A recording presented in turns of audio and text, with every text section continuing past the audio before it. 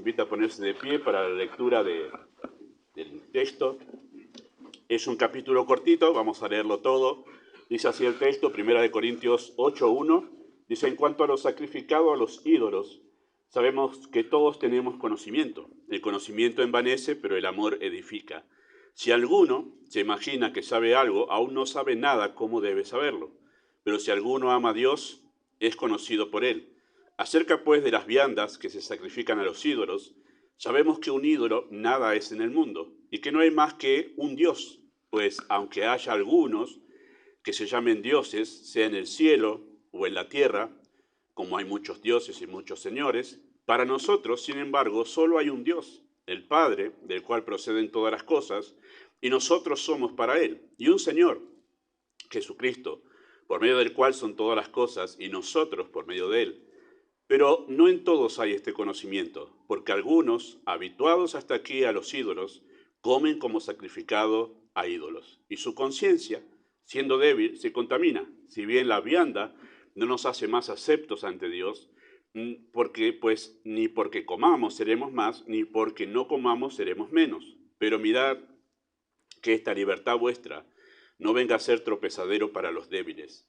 Porque si alguno te ve a ti, que tienes conocimiento sentado a la mesa, en un lugar de ídolos, la conciencia de aquel que es débil no será estimulada a comer de lo sacrificado a los ídolos, y por el conocimiento tuyo se perderá aquel hermano débil por quien Cristo murió. De esta manera, pues, pecando contra los hermanos e hiriendo su débil conciencia, contra Cristo pecáis. Por lo cual, si la comida le es a mi hermano ocasión de caer, no comeré carne jamás, para no poner tropiezo a mi hermano. Oramos.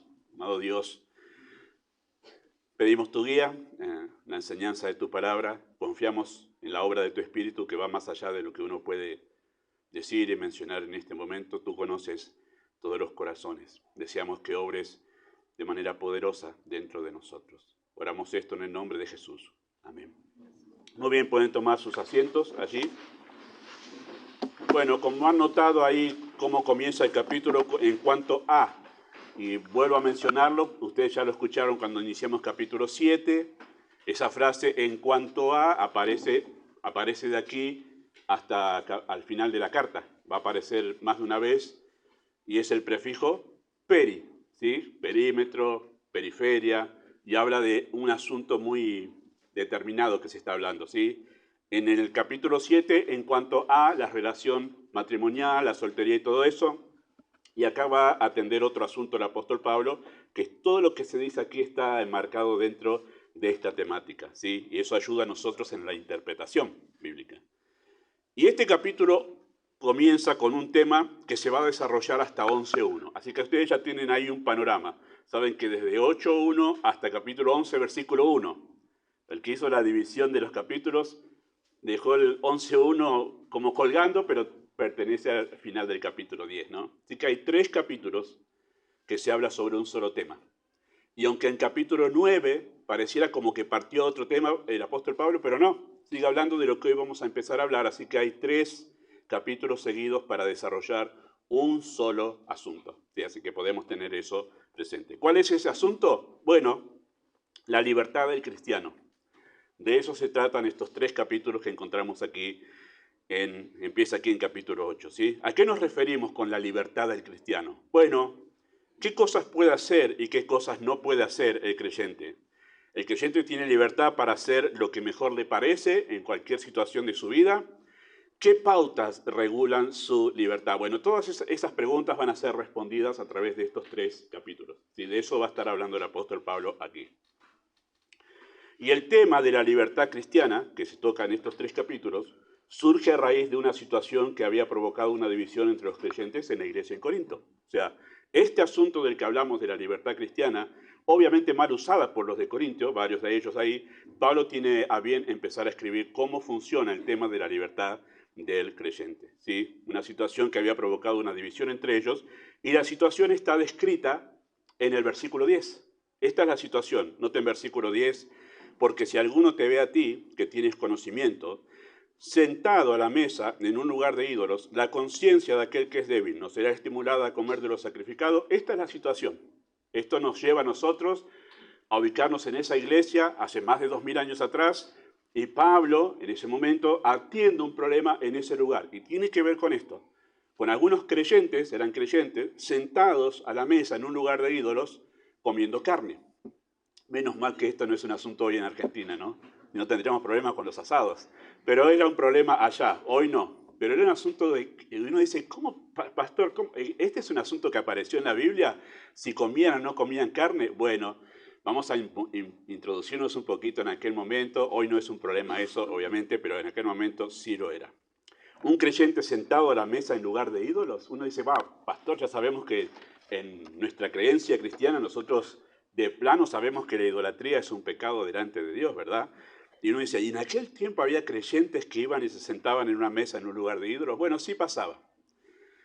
Y ahí está la parte que es muy difícil para nosotros a veces meternos en aquel momento, porque era toda una cuestión cultural. ¿Qué quiere decir que es cultural? Que era lo más normal para ellos. Ellos nacían, vivían, su idiosincrasia estaba relacionada con la adoración a los ídolos. O sea, era una cuestión estatal a la adoración a los ídolos. Y ellos crecían en ese ambiente y se les volvía como lo más natural, ¿sí? No tengo muchas referencias para hacerlo hoy, pero como una cultura latina, qué sé yo, la caminata a Luján y todos esos eventos culturales religiosos que son muy comunes a nosotros. Bueno, en Roma era más intenso esto. Partía de la cuestión estatal, pero también se había metido en las familias. El dueño, el líder del hogar, también oficiaba como un sacerdote de la familia. Y de lo que vamos a mencionar hoy pasaba en los templos idolátricos, pero también pasaba en los hogares. Este ritual que vamos a mencionar pasaba en los hogares también. Entonces, para ellos era lo más común, ¿sí? Sentarse en un lugar de ídolos, en la mesa en un lugar de ídolos. ¿Cómo puede ser eso? ¿Cómo pasaba eso? Bueno, el asunto es que este problema era tan serio que Pablo lo vuelve a mencionar y por eso decimos que son 3 capítulos. En capítulo 10, verso 19 al 28, si usted quiere buscarlo, está cerquita ahí, pero dice así Pablo ahí, capítulo 10, verso 19 al 28, ¿qué digo pues? ¿Que el ídolo es algo? ¿Que sea algo lo que se sacrifica a los ídolos? Antes digo que lo que los gentiles sacrifican, a los demonios lo sacrifican, y no a Dios. No quiero que vosotros os hagáis partícipe con los demonios. No podéis beber de la copa del Señor y de la copa de los demonios. No podéis participar de la mesa del Señor y de la mesa de los demonios. Vuelve Pablo a mencionar acá el tema que estaba diciendo en capítulo 8. ¿O provocaremos a celos al Señor? ¿Somos más fuertes que Él? De todo lo que se vende en la carnicería, comed, sin preguntar nada por motivos de conciencia, porque del Señor es la tierra y su plenitud. Si algún incrédulo os invita y queréis ir, de todo lo que se os ponga delante, comed sin preguntar nada por motivos de conciencia. Mas si alguno os dijere, esto fue sacrificado a los ídolos, noten cómo está conectado capítulo 8 con capítulo 10. Sigue con el asunto de lo sacrificado a los ídolos. Dice, no lo comáis por causa de aquel que lo declaró y por motivos de conciencia, porque del Señor es la tierra y su plenitud. Todos estos capítulos están conectados sobre ese asunto, esa situación de sacrificado a los ídolos. El asunto es que vuelvo a mencionar esta temática y este problema en la iglesia en la segunda carta. Y en la segunda carta, capítulo 6, verso 14 al 7.1, dice así Pablo, no os unáis en yugo desigual con los incrédulos, porque qué compañerismo tiene la justicia con la injusticia y qué comunión la luz con las tinieblas. Este texto es uno de los más conocidos, ¿verdad? Lo citamos para hablar de...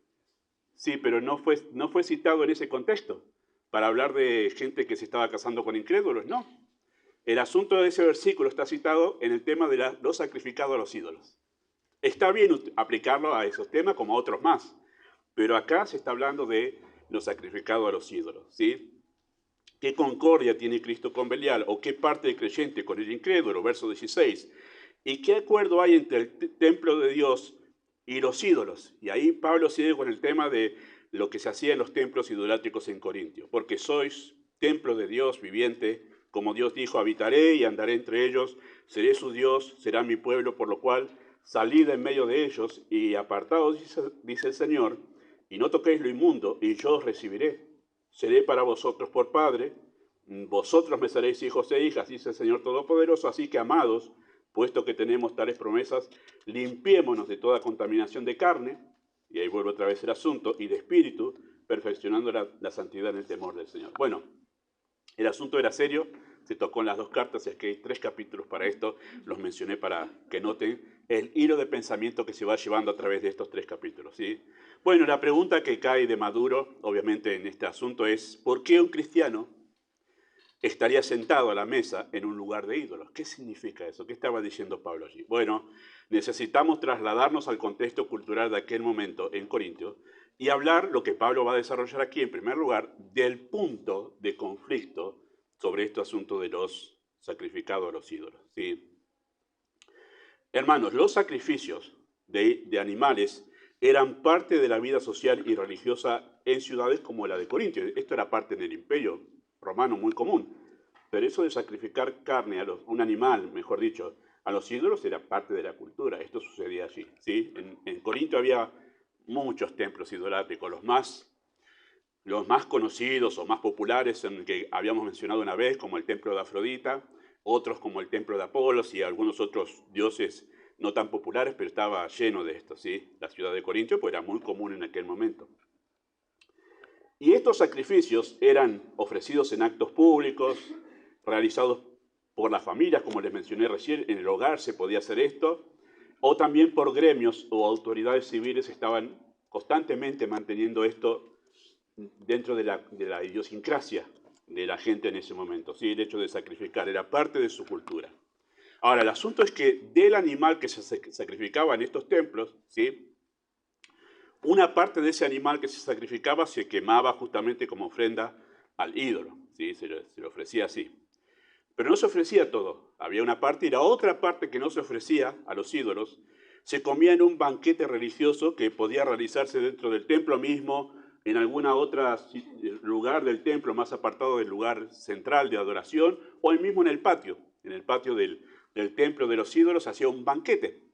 Y ahí cuando empezamos a se hacía un banquete, y ahí vamos a ver que en algunos momentos en esta carta se habla de ese banquete donde ellos participaban también. Con esa carne que había sobrado del sacrificio a los ídolos, ellos armaban una juntada, como solemos decir hoy. Vamos, tenemos juntada hoy. ¿Dónde? En el templo Afrodita, donde nos juntamos en el patio. Hay carne que sobró, nos juntamos para un asadito. Eso es lo que sucedía, básicamente, ¿sí? Y el resto, porque había mucho, entonces el resto que no se usaba en ese banquete se mandaba al mercado, a las ágoras. ¿Se acuerdan que hablamos de las ágoras? Ese lugar que es como una plaza muy abierta, donde toda la vida social, política, económica de la ciudad de Corinto pasaba por ahí. Así que se lo llevaba a venderse en un puestito de la feria, ¿sí? Es lo que nosotros hoy llamaríamos carnicería, no existía como hoy, era eso. Y cuando Pablo menciona en capítulo 10 todo lo que se vende en la carnicería, nosotros pensamos inmediatamente en nuestra carnicería. Bueno, allá no era como es carne que sobró y alguno que quería sacar algún dinerito de más, se llevaba esa carne, ponía la mesita y no había heladera, ¿eh? No sé cómo resultaba el asunto, pero ponía la carne ahí y la gente venía a buscar carne en el mercado también. Bueno, eso es lo que pasaba en ese momento, ¿sí? Por eso después Pablo en capítulo 10, vamos a llegar a eso después, hoy no vamos a hablar, pero le dice a los débiles, de todo lo que se vende en la carnicería, comed sin preguntar nada. Vamos a ver después por qué no tenían que preguntar nada, ¿no? Pero bueno, dice por motivos de conciencia. Bueno, a menos que carnearas un animal en tu casa, ¿sí? Un animal propio para comer, la otra manera de poder conseguir carne era que comprabas en el mercado que provenía de los templos idolátricos. Esa era la única manera de conseguir carne. Hoy vamos al supermercado, tenemos la carnicería de barrio, o sea, hay distintos puntos donde podemos conseguir carne. En ese tiempo no era así. La única carne que podías conseguir, si no era tuya, de tus animales, es la que provenía de la adoración a los ídolos en esos templos, ¿sí? Así que de alguna manera u otra, la carne que comías había pasado por los rituales paganos. Esta costumbre cultural, sí, fue causa de conflicto en la iglesia, porque acerca de si comemos esa carne o no comemos esa carne, que está relacionada con la idolatría, había dos posturas en la iglesia en Corinto. Se armaron dos grupos, dos bandos, ¿sí? Acerca de esto de la sacrificado a los ídolos, si la comemos o no la comemos. Esos dos bandos están identificados por los que tienen conocimiento, es un grupo, tenían su camiseta, nosotros somos los del conocimiento, Y después estaban los otros que tenían la camiseta que decía los débiles. Así que están ahí los dos grupos que estaban en discordia porque pensaban distinto acerca de comemos o no comemos de esta carne. Bueno, hablemos de los débiles en primer lugar, que se los llama allí débiles de conciencia, ¿sí?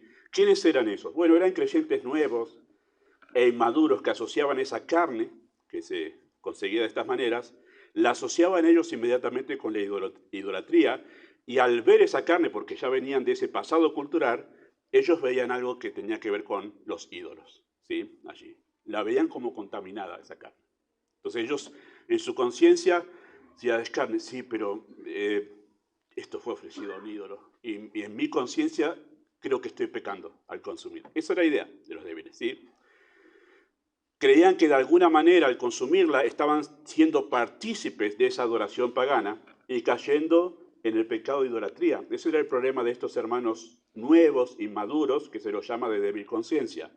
O sea que ya sea que la consumieses en el templo de los ídolos, la comprasen en el mercado o le fuese ofrecida en la casa de algún amigo, por eso el capítulo 10 dice, si vais a comer en la casa de alguno y te dice, lo que te pone en la mesa, no preguntes, mejor no preguntar. Si viene del templo, si viene de no preguntes nada, comero. Pero si el que te invitó declara esto fue sacrificado un ídolo, porque en la casa se hacían rituales, y ahí ya cambia la indicación de Pablo. Bueno, ya sea ofrecida en la casa de algún amigo, ellos, los débiles, no podían dejar de asociar esa carne con el pasado de idolatría.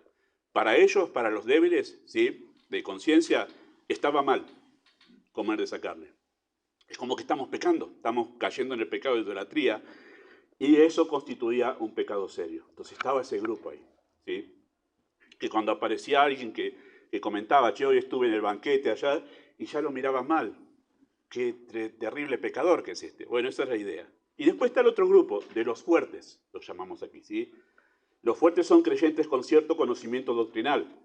¿Cuál es el conocimiento doctrinal que ellos tenían? Bueno, versículo 4 al 6 dice así de esta manera, Pablo. Ese conocimiento en el que ellos se basaban para tomar decisiones. Y se acerca pues de las viandas, la comida, la carne, ¿sí?, que se sacrifica a los ídolos. Sabemos que un ídolo nada es en el mundo y que no hay más que un Dios.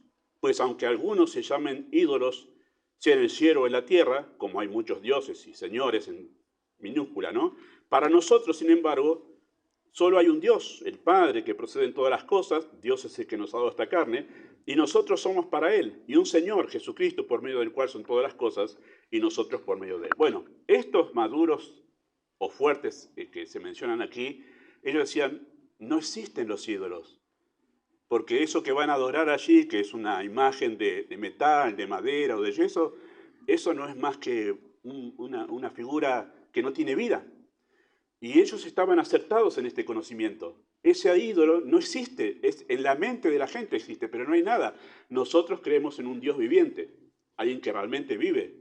Y eso no solo, no hay muchos dioses, pero la gente piensa eso. Y los que tenían conocimiento dicen, va, mirá vos, no existe. Así que esa carne no está contaminada, porque no existe nada. Un ídolo no tiene vida, no tiene existencia. Así que esa carne no está contaminada, ¿sí?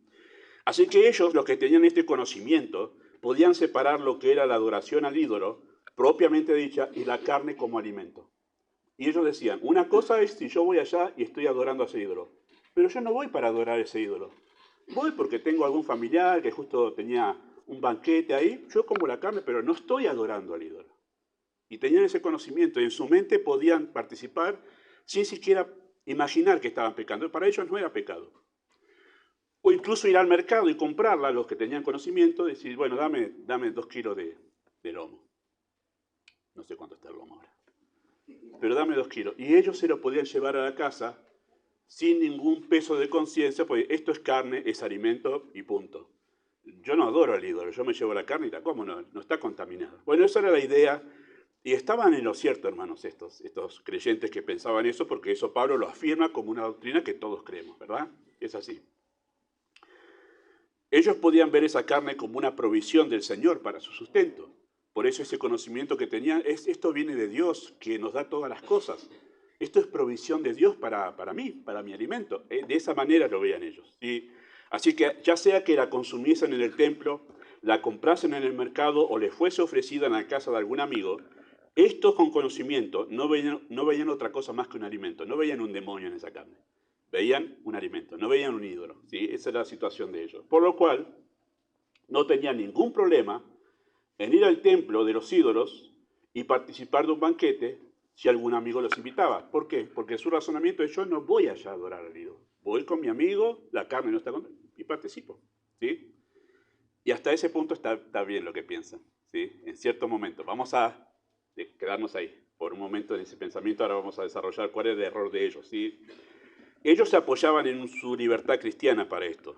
Si no es pecado esto, entonces soy libre para participar. Porque esto no está catalogado dentro del pecado. Que me coma carne, no hay ningún versículo que me diga que esto es pecado. Entonces puedo participar. Ofenda a quien le ofenda. Así que si para vos esto es pecado, mira, yo ya tengo conocimiento de que esto no es así, y le daba este argumento que Pablo citó. Así que, te ofenda o no, yo voy y como, porque yo con el Señor, y ahí estoy bien. Bueno, esa era la idea de estos con conocimiento, los que eran fuertes allí, ¿sí? Bueno, este es el asunto, el punto del conflicto. Dos grupos, uno come carne y otros no, y los dos tienen sus argumentos para esto. Ahora vamos a considerar qué efecto tuvo esto en estos dos grupos, este asunto, ¿sí? ¿Cuál es el efecto del conflicto? Bueno, el efecto fue doble. Los que tenían conocimiento, ellos se envanecieron, ¿sí? Está el envanecimiento de los fuertes. Y los que eran nuevos y que recién crecían en la fe, la conciencia de ellos estaba herida, ¿sí? Esos son los dos efectos. Unos se envanecieron y otros están con la conciencia herida, ¿sí? Están lastimados espiritualmente. Esa es la idea allí.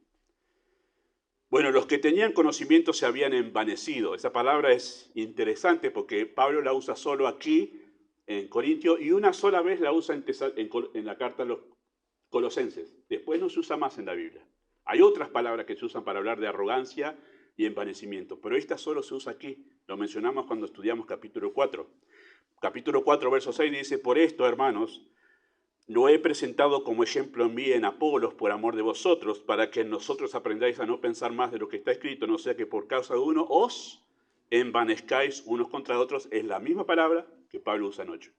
En 5.2 también se vuelve a usar eso. Vosotros estáis envanecidos, no debieras más bien haberos lamentado para que fuese quitado del medio de vosotros aquel que cometió tal agravio. Y se usa en Colosenses 2.18 una vez más, diciendo así: nadie os prive de vuestro premio, afectando humildad y culto a los ángeles, entremetiéndose en lo que no ha visto, vanamente hinchado. Esa palabra hinchar es la misma palabra que se traduce en los otros textos como envanecido, pero acá se tradujo muy bien, porque literalmente esa palabra es hinchado, ¿sí?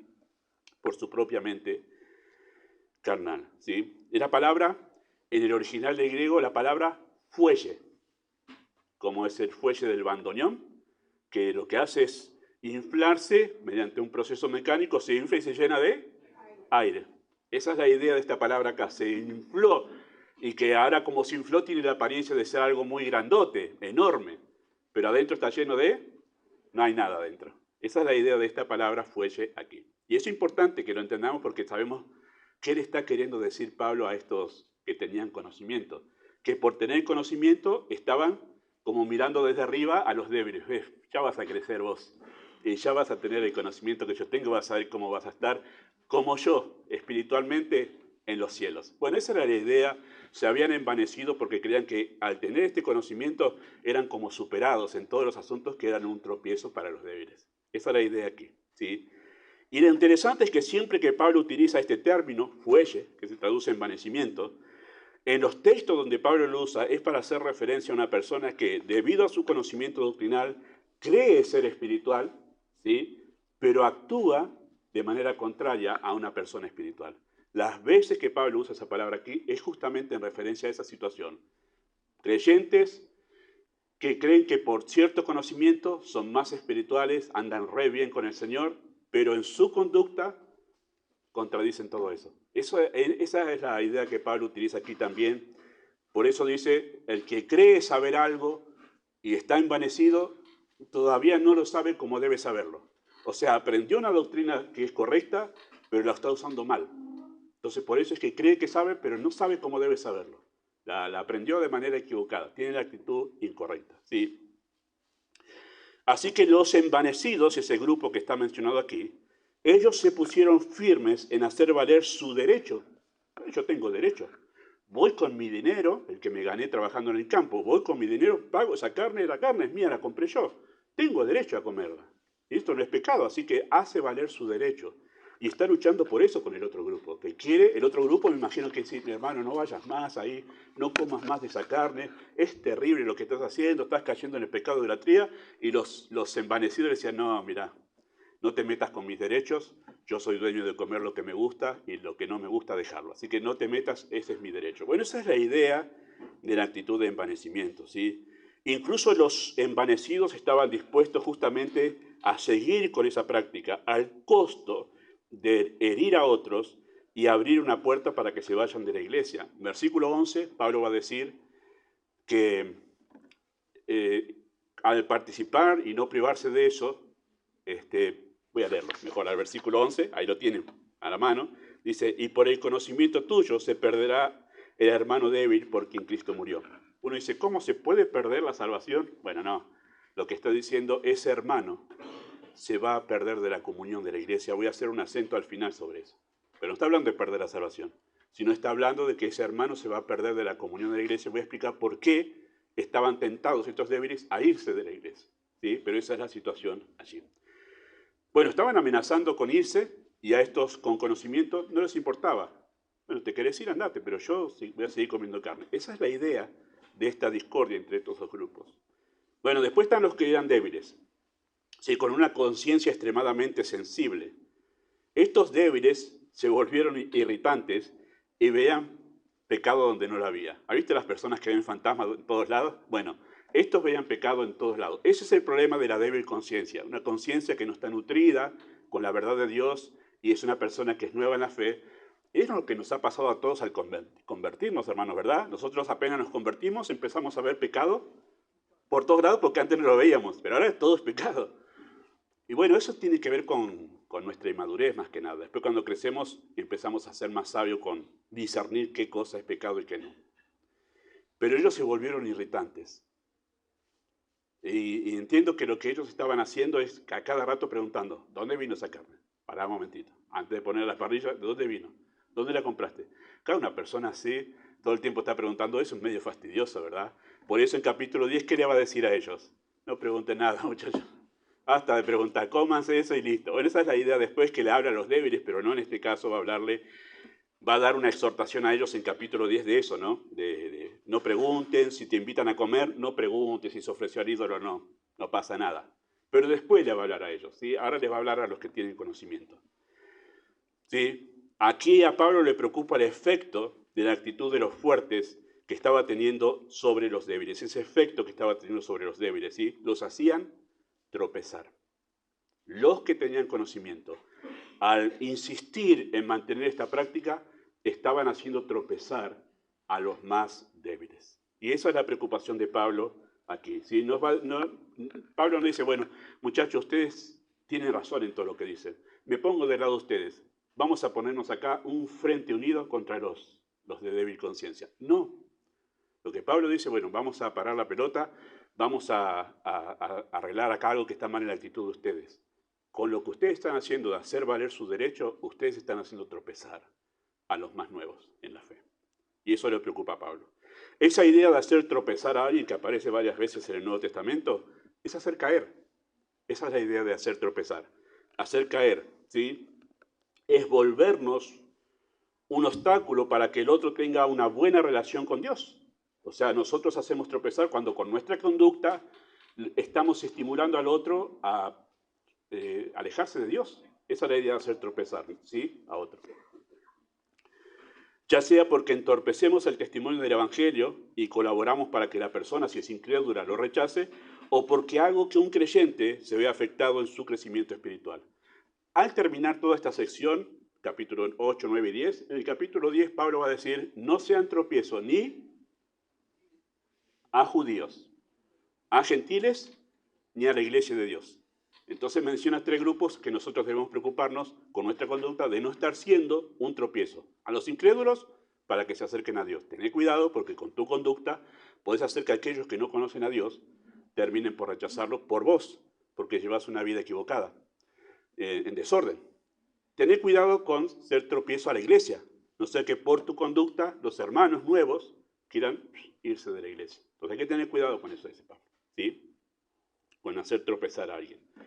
El asunto de hacer tropezar a alguien, no voy a meterme hoy con eso, pero les quiero decir que es tan serio que Cristo lo menciona en Mateo capítulo 18. ¿Se acuerdan cómo dice Cristo? Si hicieren tropezar a uno de estos mis pequeños, no está hablando de niños, en cuanto a literalmente niños, está hablando de creyentes nuevos. Todo el capítulo habla de hacer tropezar a alguien, después habla de cómo disciplinar a alguien que provoca esto. ¿Y se acuerdan lo que dice que si alguien hace tropezar a un niño, qué es lo que tiene que hacerse? ¿Qué mejor le fuera?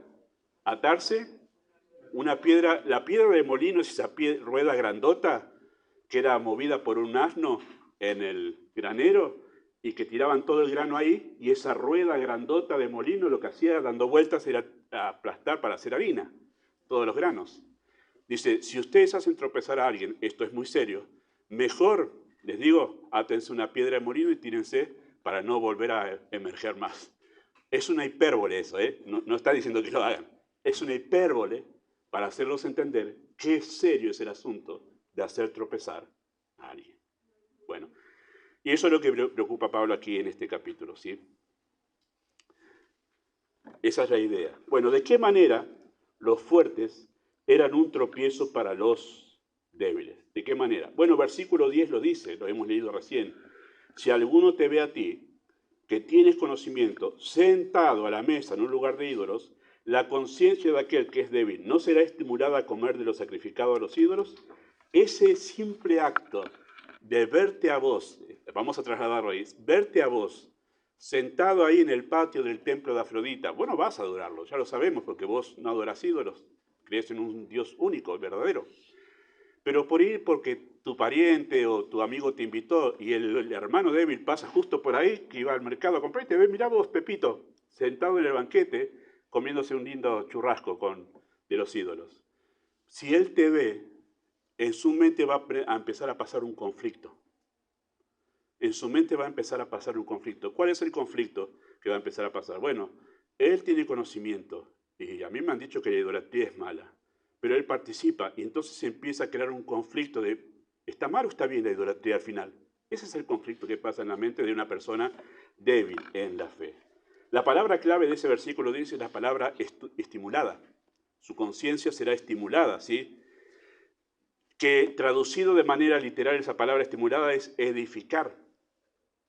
Qué raro, pastor, edificar y estimulada no parece lo mismo, pero en varios textos en el Nuevo Testamento esa palabra se relaciona con el crecimiento espiritual, de ser edificados en la fe. Varios textos en el Nuevo Testamento como Efesios 3:20, somos edificados por medio de la doctrina de los apóstoles y profetas. Y ahí la palabra edificar es la misma que se utiliza acá como estimulado, ¿sí? Así que la idea de Pablo es esta ahí.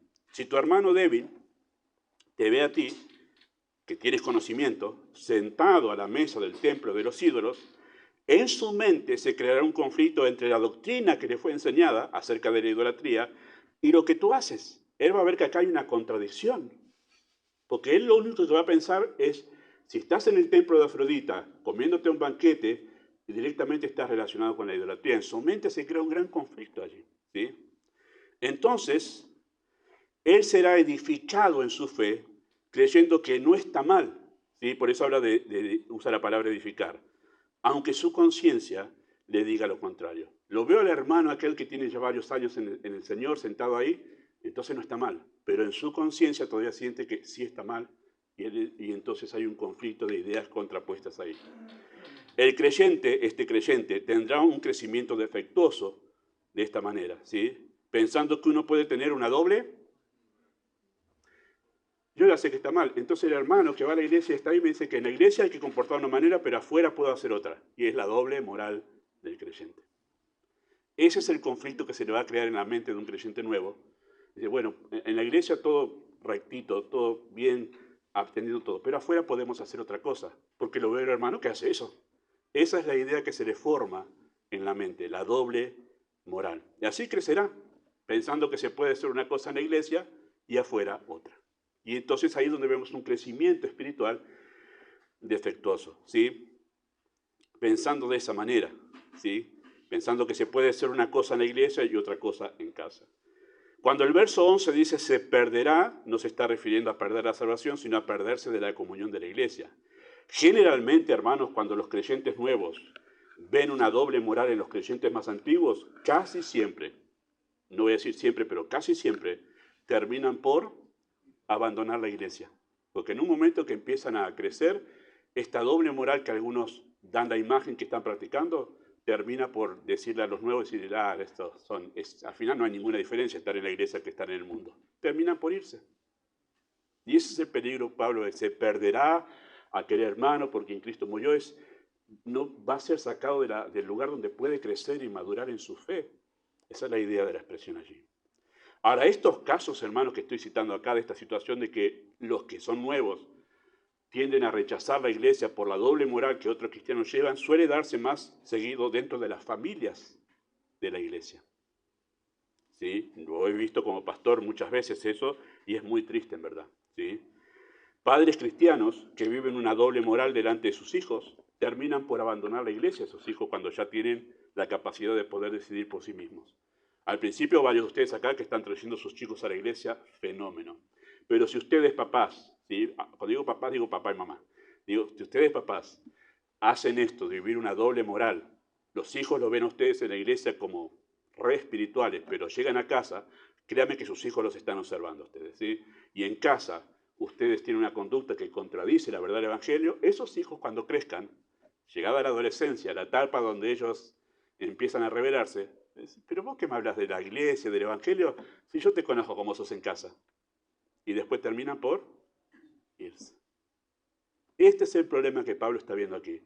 Esos creyentes nuevos te están viendo a vos que tenés conocimiento, que parece que tenés una doble moral y no te estás cuidando, estás provocando en ellos, y los estás empujando a alejarse del Evangelio y de la iglesia.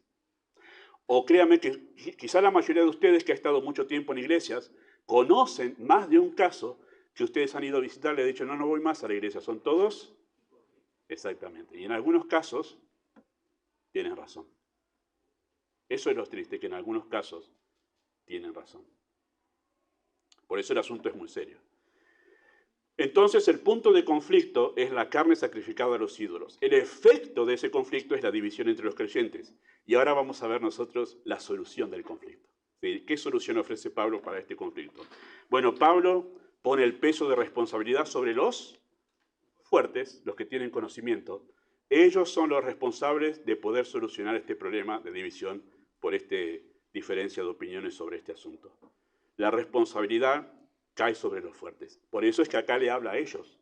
Después le va a hablar a los débiles. Pero acá le habla a ellos porque que esto se solucione depende de ustedes que tienen conocimiento. ¿Sí? Por eso en versículo 9, que es el versículo central, es la exhortación central de todo este capítulo, dice, mirad que esta libertad vuestra no venga a ser tropezadero a los débiles. Ustedes deberían preocuparse más por esto que si están perdiendo de comer o no comer carne. La preocupación de ustedes debe ser otra, más de un nivel más elevado. Y la responsabilidad de ellos es porque hay un principio bíblico que nos enseña esto, queridos hermanos. A mayor conocimiento, mayor responsabilidad. Cuanto más conocimiento tengo de la verdad, más luz tengo de la verdad, más responsable soy de vivir conforme a esa verdad. Lucas 12:48, que está en un contexto que se habla de los mayordomos de Dios, dice, a todo aquel quien se le haya dado mucho, mucho se le demandará. Y a aquel que mucho se le haya confiado, más se le pedirá. Por eso Santiago dice en capítulo 3 de su carta, dice, no se hagan maestros muchos de vosotros apresuradamente, porque los maestros tendremos mayor condenación si nosotros no vivimos de acuerdo a lo que estamos enseñando. Tremendo es eso, ¿no? Y por eso a veces uno dice, guarda con andar pausadamente con tu aprendizaje y guarda con tratar de pensar que porque tenés conocimiento ya estás en un escalón arriba que los demás, porque si ese conocimiento no te ha llevado a ti a moldear tu vida semejante al carácter de Cristo, bueno, estás cayendo en una gran condenación. Entonces, a mayor conocimiento, mayor responsabilidad, y ellos por tener mayor conocimiento son responsables de arreglar esta situación, ¿sí? La preocupación de los fuertes, o los que tenían conocimiento, no debe estar en hacer valer sus derechos, sino en evitar ser un tropiezo. Y eso es lo que Pablo les exhorta a ellos aquí. No se preocupen por sus derechos. Yo tengo derecho a comer. No, no importa eso. Tu preocupación no debe ser tu derecho, sino no hacer caer al otro. Esta es la idea de esto aquí, ¿sí? Por eso dice en versículo 13, por lo cual si la comida a mi hermano le es ocasión de caer, no comeré carne cuando no me vea. No, jamás. Pero Pablo, yo puedo cuido cuando veo que no, si lo veo pasar por la vereda, yo me escondo. Así no me ve y no soy un tropiezo para él. No, no comeré carne jamás. Uy, qué terrible, ¿no? Menos mal que esto no está en Argentina hoy, ¿verdad? No comeré carne jamás para no ser tropiezo a mi hermano. Capítulo 9, que es el que vamos a ver Dios mediante, si el Señor lo permite la semana que viene, capítulo 9 que parece desconectado, no está desconectado. Pablo se pone como ejemplo a todo lo que él renunció por amor a los corintios, para demostrarnos esto que te pido de sacrificarte, de no comer más esto que te gusta, no te estoy pidiendo que entregues tu vida en el África por los perdidos, te estoy diciendo simplemente que te prives de carne por amor a tus hermanos. ¿O es gran cosa que te estoy pidiendo? Sería la idea de todo lo que Pablo dice acá. Capítulo 9 le va a decir, mira a todo lo que yo me privé y renuncié por amor a los perdidos. Y no son cosas pecados lo que yo renuncié. Renuncié incluso a mis derechos. Bueno, me estoy adelantando a este capítulo. Les voy a enseñar la semana que viene, Dios mediante. No comeré carne jamás para no ser tropiezo, sí, a mi hermano. Los fuertes, queridos hermanos, debían tener valores superiores a sus gustos personales, ¿sí? ¿Cuáles son esos valores que debería priorizar antes que estar pensando, me van a privar de la carne que me encanta?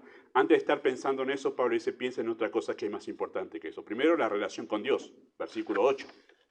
Dice, si bien la vianda no nos hace más aceptos ante Dios, pues ni porque comamos seremos más, ni porque no comamos seremos menos. Privarme de esto no me importa, no es importante eso para mí, que no pueda comer más carne. Si hay otra cosa que es más importante para mí, que es mi relación con Dios. Entonces no importa lo que sea por mi relación con Dios, aunque no sea pecado, lo dejo. Si eso me ayuda a crecer en mi relación con Dios. Esa es la idea de Pablo. Tienen que tener valores superiores a sus gustos personales.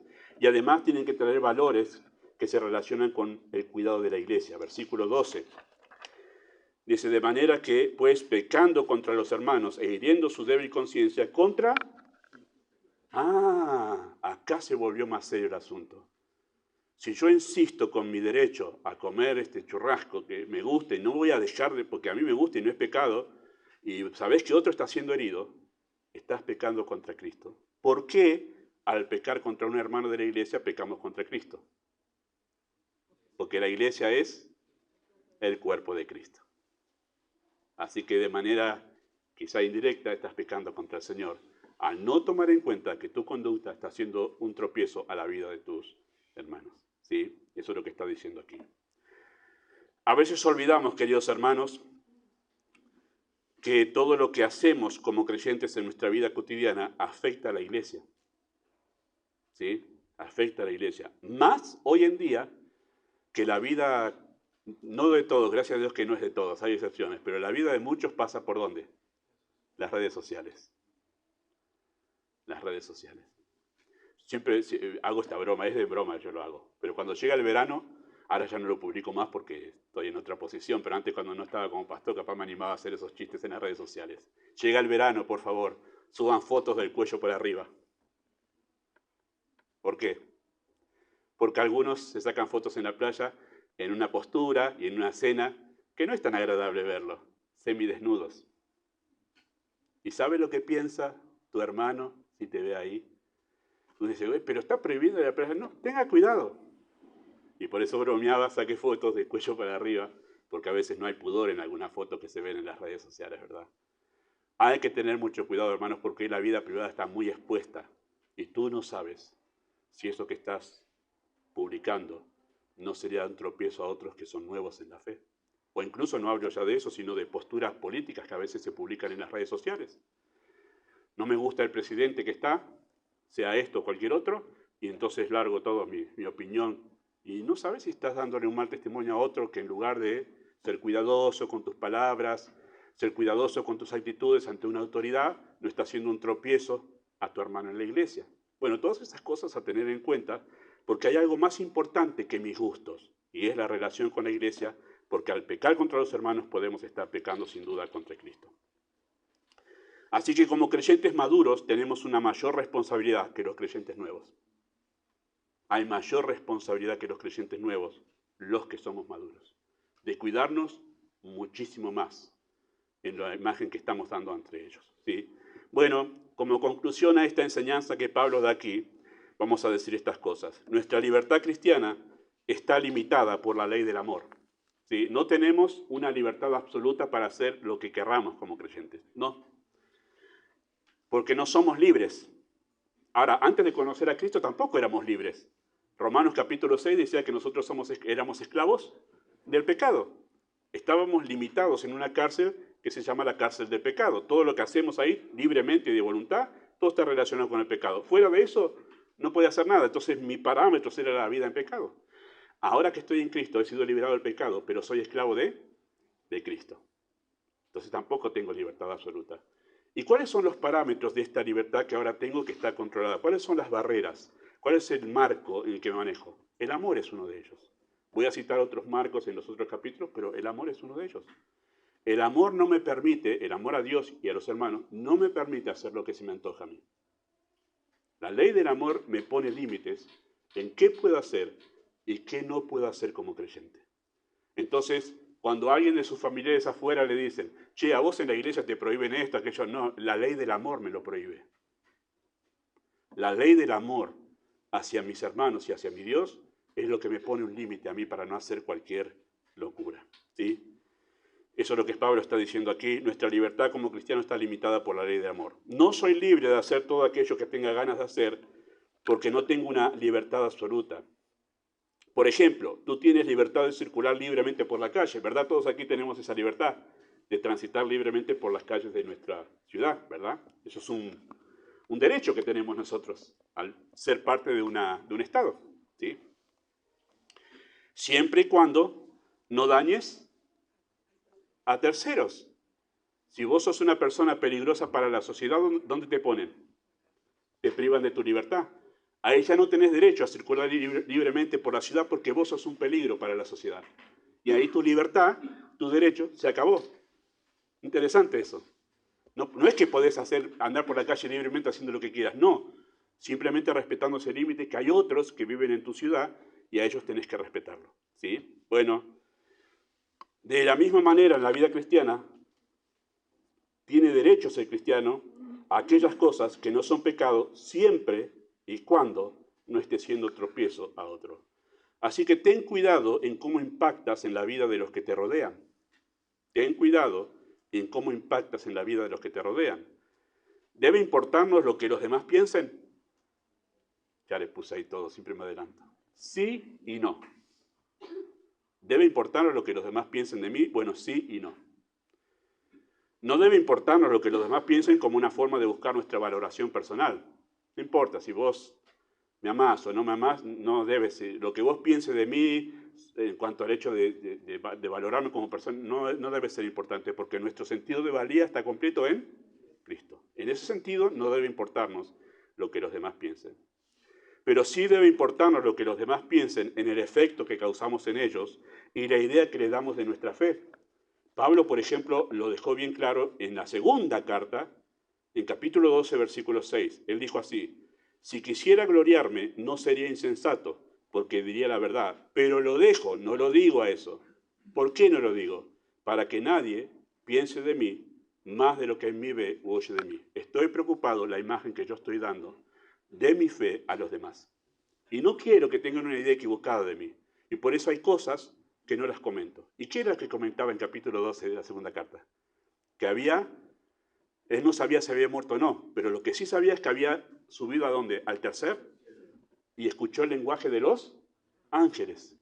Ahora, Pablo citó eso 14 años después que le había pasado. Y es el único lugar donde aparece eso, que Pablo cuenta que había viajado al tercer cielo, y no sabe si yo estaba muerto o no, no tengo idea de eso. Y uno dice, si a mí me pasa eso hoy, mañana en las redes sociales, muchacho, estuve en el tercer cielo. Pero Pablo no lo contó. ¿Por qué no lo contó? Porque si yo cuento eso, es la idea de Pablo en todo ese capítulo, si yo cuento eso, van a pensar que soy un superhombre, que soy más allá del humano estoy. Vos te vamos a hacer una estatua, Pablo. Y Pablo dice, no quiero eso porque en realidad yo sé quién soy. Yo sé quién soy. Soy un humano salvado por la gracia de Dios. Soy un pecador, soy el primero de los pecadores. Si yo les cuento en cada lugar que voy que yo pisé y me van a poner una alfombra, van a decir, ¡pum! Este es un ser angelical. Y yo no quiero dar esa imagen. Entonces lo dejo, porque me preocupa la imagen que yo estoy dando a mi entorno de mi fe. Soy un pecador salvado por la gracia de Dios. Y no quiero que los demás piensen que soy una persona perfecta, que no me equivoco. No, ese no soy yo. Entonces Pablo dice aquí, tiene que importarnos lo que los demás piensan, porque nosotros estamos dándole a ellos con nuestra vida a entender qué clase de fe tenemos. Es interesante que Pedro tuvo que ser reprendido por Pablo, porque mantenía una conducta que era un tropiezo a otros. No voy a ir al texto allí, pero Gálatas 2:11 al 14, está aquel momento en que Pablo reprende a Pedro, porque Pedro, cuando llegaban los hermanos que eran judíos de Jerusalén, él se separaba de los gentiles, porque había todo un prejuicio de los judíos hacia los gentiles. Con ellos no nos juntamos, no hablamos, no comemos, no tocamos lo que ellos tocaron. Eso era una cultura judía. Y Pedro tenía un problema con eso. Mientras no venían los de Jerusalén, que eran judíos, se juntaba con los gentiles. Y cuando venían ellos, como que, Pedro ya no nos saluda, ¿qué pasó? Y antes nos juntábamos con él a comer en la plaza y ahora ya no. ¿Qué le pasó a Pedro? No, ahora él está allá. ¿Por qué? Tenía prejuicios y problemas serios. Y Pablo lo reprende duramente. ¿Qué estás haciendo, Pedro? Estás dándole una imagen a ellos del Evangelio que no es el acertado. Y lo reprende ahí, duramente, delante de todos. Bueno, queridos hermanos, piensa con cuidado respecto a tus amistades, tus actividades seculares, tus costumbres, tu vestimenta, tus divertimentos, tus gustos musicales, y le dejo a ustedes que sigan escribiendo ahí todo lo que usted quiera anotar. Ten cuidado. No me puedo divertir. Sí, claro que sí. Pero ten cuidado que los divertimentos que vos elegís no estén siendo un tropiezo, no le estén dando a entender a otros de tu entorno que tu fe no coincide con tu fe lo que estás haciendo. No puedo juntarme con unos amigos míos en el barcito de la esquina a jugar un pool. Yo pido Coca-Cola cuando voy ahí, pastor. Y quizá el hermano que pasa por afuera te está viendo, pero no está viendo tu vasito con Coca-Cola. Ella sabe que quizá el grupo de amigos que tiene va ahí para emborracharse. Y la idea que va a tener es que vos también estás ahí emborrachándote. Y vos por más que le expliques a ese hermano que no, mirá que no, porque yo te traigo el ticket si querés para que veas que compré Coca-Cola. Entonces, mejor private, antes de estar dando una imagen equivocada. La música que escuchás. No vaya a ser que tú, saliendo de la iglesia, escuches a los guaguancó. Nadie los conoce, ¿verdad? Daddy Yankee, ¿ese lo conocen más? Bueno, ese lo conocemos más. Pero me gusta, pastor, yo lo escuché, la letra no es tan zafada como otros, ni tengo idea que cantan, ¿eh? No importa eso, hermanos. Tú no le des una idea a otros equivocada de tu fe. Prívate de las cosas que sabes que aunque no son pecados pueden dar una idea equivocada de quién sos. Incluso tu vestimenta. Yo no ando con esta ropa toda la semana en casa, les aviso por las dudas. Tengo mi jogging, tengo mis chombas y toda la ropa que usamos, un pullovercito. Pero siempre usemos la misma regla, tanto para la iglesia como para casa, la misma regla de vestimenta que dice Pablo en la carta a Timoteo. Pudor, decoro y modestia. Y eso regula toda la ropa que usamos. La de la iglesia, la de entre casa, la del trabajo, pudor, decoro y modestia. Incluso ustedes, padres que llevan a sus hijos, sus hijas especialmente, a la escuela, desde el año 80 me parece. Antes no lo recuerdo, pero desde el año 80, noten qué viejo soy, pero ya las chicas en las escuelas, las polleras llegaban hasta la rodilla. ¿Pero qué hacían todas las chicas? Exactamente, la transformaban en minifalda.